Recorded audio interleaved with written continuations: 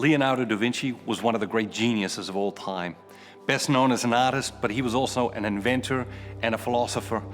One of da Vinci's epic works was his painting of the Last Supper. Every artist approaches every work a little bit differently. And for this work, da Vinci wanted to find somebody, a model, to sit and pose for each of the people in the Last Supper. One Sunday, he was at Mass in the cathedral in Milan, and he looked up into the choir loft, and he saw a young man that looked just like how he thought Jesus would have looked. He invited the young man to come and pose as the person of Jesus.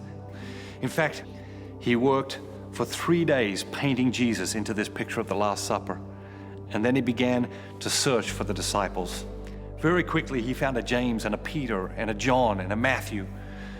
In fact, in 11 months, he found and painted 11 of the 12 disciples, all except Judas. Da Vinci couldn't find a Judas.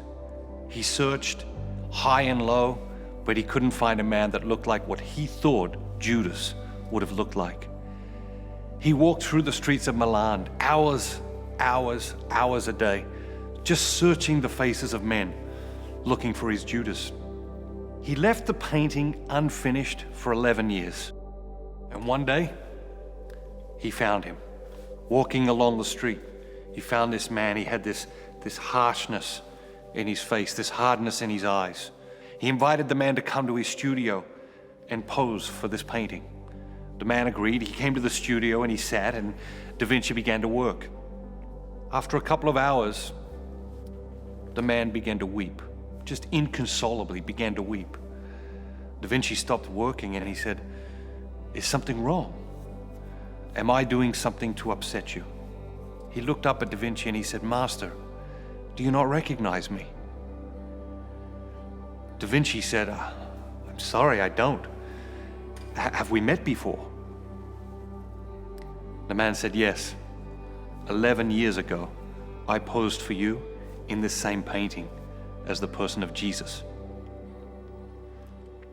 In each of us, there's a Jesus and a Judas. In each of us, there's that best version of ourselves and that lesser version of ourselves, that second-rate version of ourselves, that worst version of ourselves. And the challenge is to celebrate that best version of ourselves, and we can only really be the best version of ourselves in and through Jesus Christ. John the Baptist said, "He must increase and I must decrease." That's the challenge every day, is to celebrate that best version of ourselves. It's to allow Jesus to come more fully alive so that we can become all that God created us to be. Are you ready to start celebrating Jesus more in your life?